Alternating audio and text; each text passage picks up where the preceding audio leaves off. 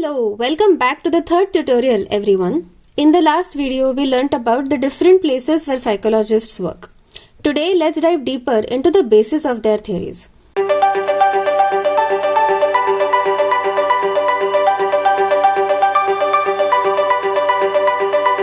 Psychology has some major perspectives that show us different sides of the same behavior and thoughts. These are the neuroscience and biological perspective, psychoanalytic perspective, behavioristic perspective, and don't worry, we will be covering these perspectives very soon, cognitive perspective, humanistic perspective, and the socio-cultural perspective. Now let's see all of these in detail, and to understand these perspectives, let's take the example of a client. That would make it easier to understand, right? So suppose client X, she's a 35-year-old woman, she works at a marketing company, and it's a very highly competitive environment.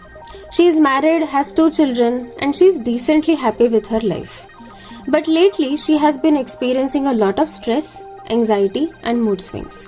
She often feels overwhelmed by her responsibilities and feels burnt out very frequently. She has been having trouble sleeping and has been also neglecting her self-care. Now let us see how these different perspectives will work with client X on her problem. First up, neuroscience and biological perspective. This perspective talks about how our brains and bodies affect our actions. Our mood and behavior are influenced by chemicals in our brain called neurotransmitters. Our genes also play a role. These are all concepts that we will be covering very soon in an upcoming video. So, in a therapy session with client X, from a biological perspective, the therapist might discuss how stress affects neurotransmitters like serotonin and dopamine and how these imbalances can further create mood disturbances. The therapist might recommend lifestyle changes like exercise or balanced nutrition, and she might also suggest medication to address the neurotransmitter imbalances. So this perspective would majorly focus on the brain and the body of client X. Next up, the psychoanalytic perspective. Imagine an iceberg. That's how our psyche sometimes is. There is a tip that we show while the huge part underwater is what we hide. And this is not something that we do on purpose. This perspective looks deep into our unconscious minds. Things that we don't realize can affect our actions. Hidden desires and experiences from our past and how they shape how we behave in the present. It's as if our past is still talking to us, and we all have some sort of a past, don't we? So this perspective believes that behavior is motivated by these inner forces about which we have little awareness or control.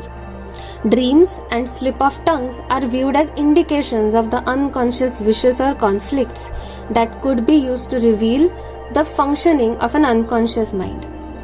The therapist using a psychoanalytic approach might delve deep into patient X's early life experiences, things that she may not actively think about but are still brought up in the therapy session, to see if they are creating any difficulties to her right now. Techniques like free association, dream analysis, exploring unconscious thoughts and feelings could be used.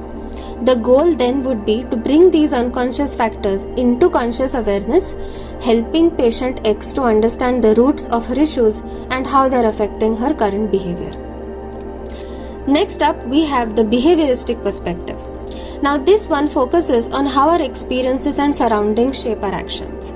Think of training a dog. We reward a good behavior but discourage bad behavior. So this perspective helps us understanding human habits, human behavior, and how rewards or punishments could affect what we do. John Watson, remember the guy from the first video? Well, he was the very first American psychologist to advocate a behavioral approach. Behaviorism is the view that only observable, overt activities can be measured scientifically and should be studied by psychology.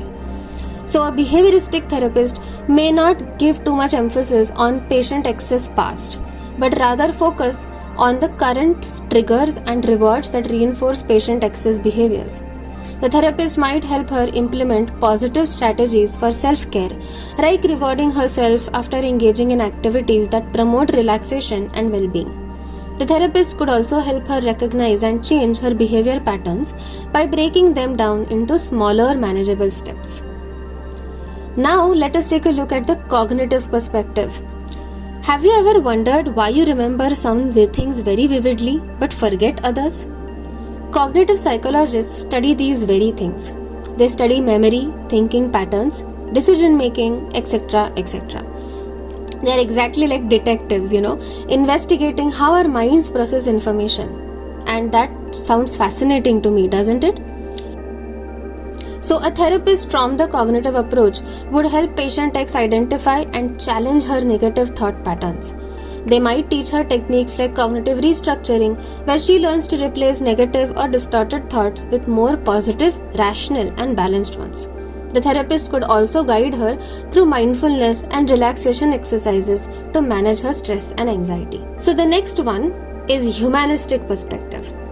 This perspective is all about our potential for growth and self-improvement. It really believes that we all can be our best selves if given the right environment. So this approach suggests that all individuals naturally strive to grow and develop and be in control of their lives and behaviors. Almost like how a sunflower naturally reaches towards the sun. According to Carl Rogers and Abraham Maslow, who were central figures in the development of the humanistic perspective, people will strive to reach their full potential if only given the opportunity. The emphasis of the humanistic perspective is on free will and the ability to freely make decisions about one's life. So, a therapist from this school of thought might emphasize self-acceptance, self-actualization, and personal growth to patient X. They might encourage her to explore her values and passions and desires, helping her shift her focus from external validation to inner fulfillment. The therapist might also guide her through exercises that promote self-awareness and self-compassion. That sounds lovely, doesn't it? The next one that we have, and the last one for this video, is the socio-cultural perspective. Now, this perspective takes a wider look at how our culture, society, and groups shape us. So it considers an individual client like puzzle pieces who are shaped by cultural norms and social expectations. This perspective shows us why we behave differently in various situations with different people. So from this perspective, the therapist might help patient X examine the societal and cultural influences that may have shaped her beliefs and behaviors. Both of them might discuss how these expectations could contribute to her stress and provide strategies for setting boundaries with those expectations. So through these different therapy sessions, we saw different perspectives and how they would work with patient X and ultimately help her to develop a more balanced approach to life. She might start prioritizing self-care, setting healthy boundaries, challenging negative patterns, and embracing her uniqueness. Over time, her mood swings and anxiety would likely decrease, and she would also develop a more resilient and adaptive mindset. In actual practice with clients, most therapists usually combine all these perspectives into the therapy session. And this is what we call a holistic or eclectic approach towards therapy. So that's it for today's video. If you found this video helpful, give it a thumbs up, subscribe for more, and hit the notification bell so that you don't miss any new content. Thanks so much for watching. Take care. Bye bye.